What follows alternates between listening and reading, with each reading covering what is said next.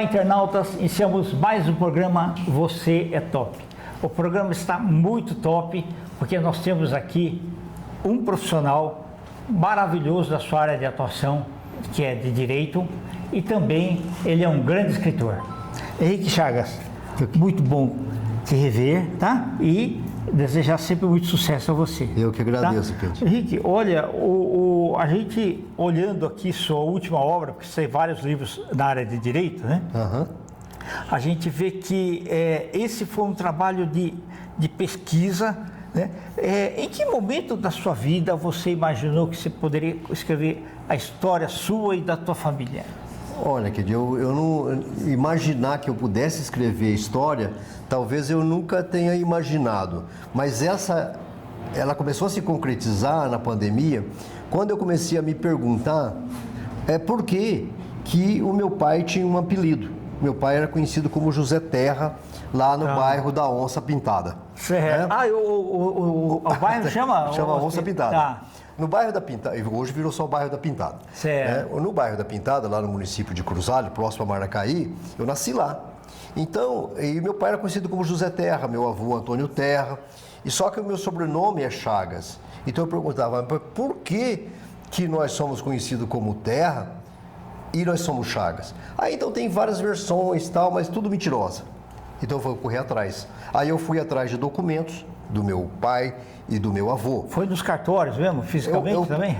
Eu fui em alguns próximos, eu fui fisicamente, eu pedi pela internet, mas a grande pesquisa de documentos eu fiz na plataforma da Igreja dos Mormons, que é o Family Search, que a gente pesquisa lá o nome da nossa árvore genealógica. Certo. Então eu consegui os documentos, deu um trabalho, fui pesquisando e localizei a família inteira, os vários ramos da família, e um deles chega até aos visigodos lá no ano 60 da nossa era, que os visigodos que derrotaram o Império Romano, sim, que depois foram derrotados pelos otomanos, que depois retomaram o poder em Portugal com Afonso Henriques, e aí, então eu sou descendente desses portugueses, e que depois alguns deles, e o meu oitavo avô, foi degredado para o Brasil por ter sido condenado pelo Tribunal do Santo Ofício por ter cometido uns pecadinhos contra a fé católica. Certo, entendi. E aí chegou aqui em São Paulo, e aí casou-se com a filha do Antônio Bicudo, que também era de Açores e também é um dos grandes bandeirantes dos paulistas aqui, e foi para Guaratinguetá.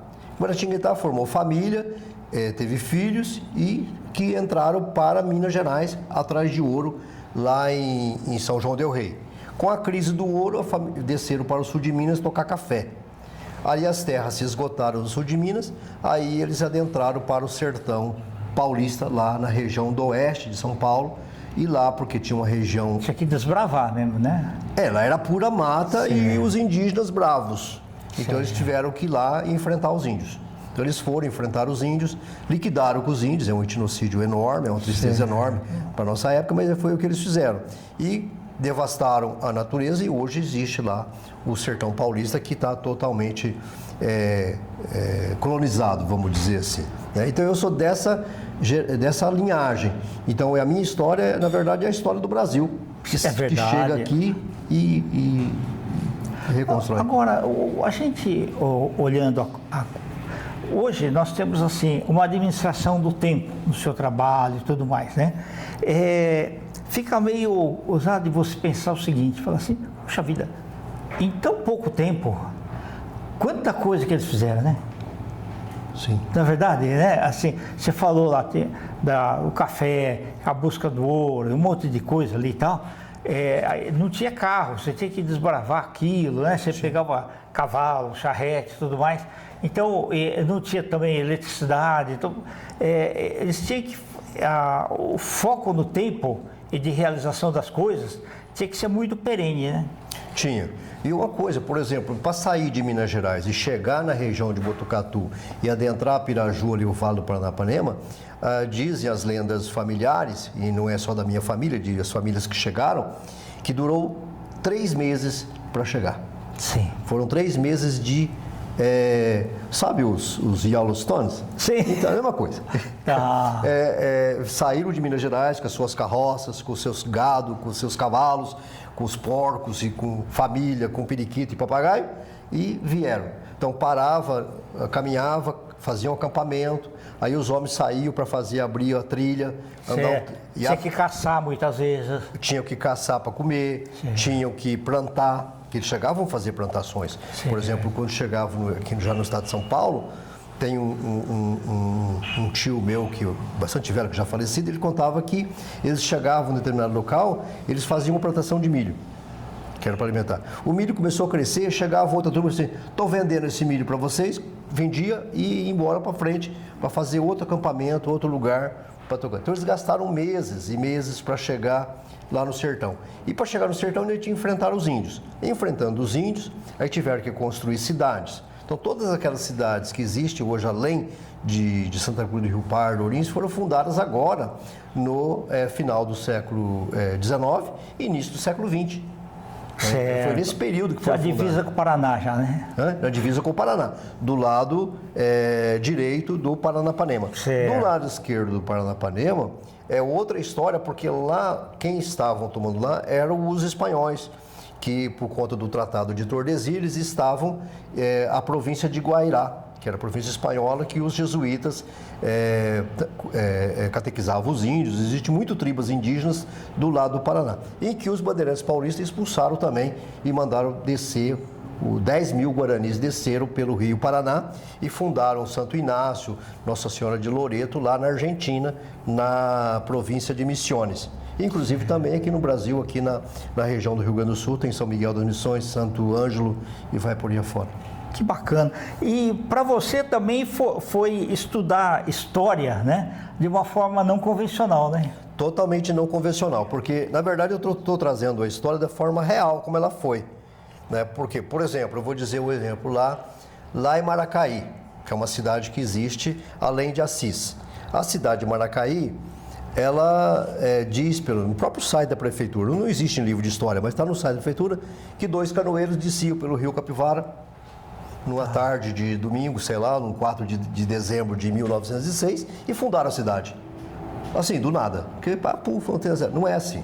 A história não é essa. É verdade, Então, a história é que, muito ano antes, 1800 e tanto, alguém fez uma doação de terras para Nossa Senhora, porque eles doavam terra para o santo, né? Sim. Nossa Senhora para Nossa Senhora do Patrocínio. Aí começou o embrião da cidade. Aí formou-se a cidade.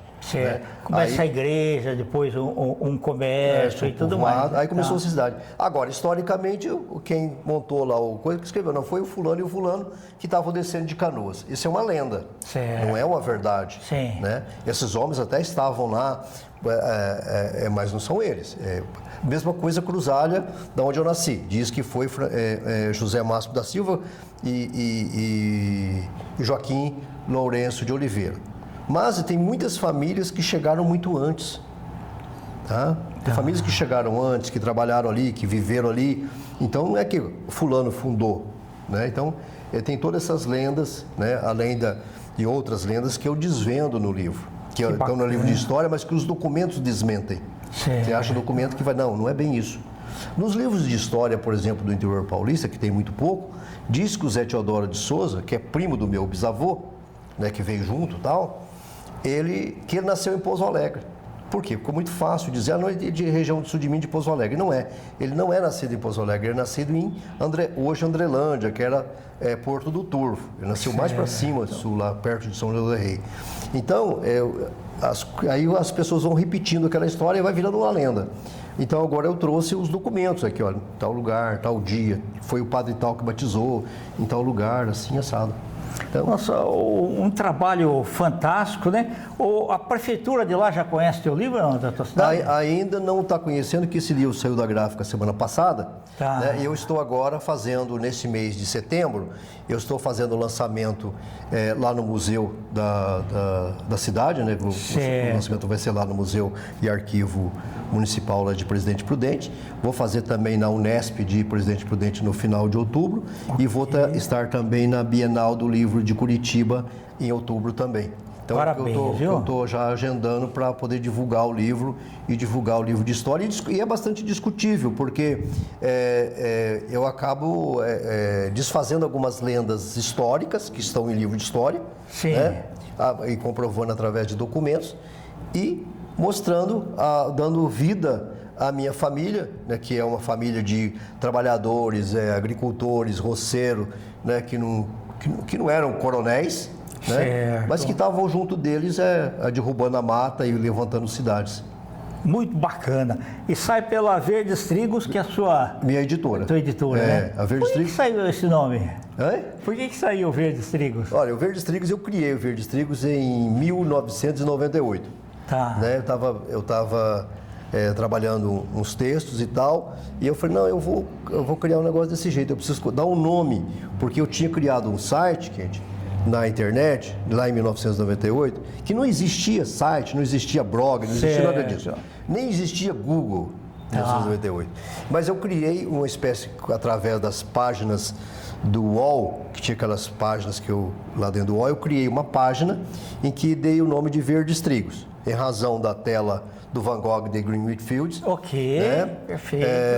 Porque onde eu nasci, lá em Cruzália, a gente plantava trigo e eram grandes trigais e que eu ficava olhando de manhã o vento bater nos cachos de trigo e balançar as ondas do trigo. Lá não tinha mar, mas tinha um mar mar verde. Então isso era muito fantástico e muito lindo. É muito poético, né? Então eu criei o Verdes Trigos a partir disso, né? Dessas imagens que eu tinha. Aí comecei a divulgar livros. Não sei se você lembra disso. Sim, lembro.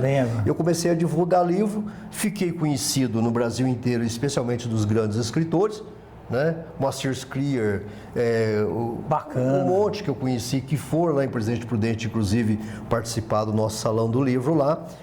Todos eles eu tive o prazer de entrevistá-lo e comandar lá um bate-papo com eles, né? E também divulgar o livro deles pela internet. Então eu comecei e fomentei muito isso até por volta do ano 2010, mais ou menos. Okay. Aí depois disso deu uma arrefecida e eu acabei parando por conta de trabalho como advogado, né, e tudo mais. E só fui retomar isso de novo, a escrita, o trabalho literário, a partir da pandemia, que eu comecei a escrever esse, e já estou com outro livro, que é um romance na agulha, que é para fazer revisão e imprimir o ano que vem. Né? Por enquanto eu estou trabalhando esse aí agora para distribuir. Maravilhoso. Vender. Olha, eu estou achando que vai virar a série do Netflix também, viu? Não, que seja. Porque, sem dúvida, bacana. Porque a saga do Yellowstone é a saga da onça pintada. Exato. Não, mas que bacana, viu? Legal. Parabéns aí pelo teu trabalho de pesquisa, né? Pelo afinco, né? E eu te desejo bastante sucesso. Muito obrigado. Pode falar teu Instagram, por favor? O meu Instagram, para as pessoas que querem anotar, é henrique.digital. E o outro é Verdes Trigos, @Verdes Trigos. @Verdes Trigos ou henrique.digital. Tá ótimo. São esses. Esse daqui vai ter continuação? Você falou alguma coisa ou não? Não, esse livro aqui, por enquanto, o romance não tem nada a ver com esse daqui. Não, é diferente. Okay, o outro é uma ficção. Certo. Mas quando ficar pronto, você vem falar com a gente. Sim, e esse outro aqui também, eu posso fazer uma revisão nele para ampliar, porque tem muita coisa que ficou, porque ele tem 564 páginas, porque eu cortei muita coisa. Nossa, se eu tivesse deixado, daria 1000 páginas. Mas eu pretendo ainda fazer outras pesquisas, que eu ainda tenho por curiosidade, e se der oportunidade, eu poderia até fazer uma segunda edição, colocando outras novidades. Né? Bacana. Quem sabe? Parabéns aí e muito sucesso. Muito obrigado a todos. Internautas, com os agradecimentos então a esse fantástico escritor, né, que veio a nos brindar aí com essa obra maravilhosa aqui, né, o Henrique Chagas. Nós finalizamos mais um Você é Top. Um grande abraço e até a próxima.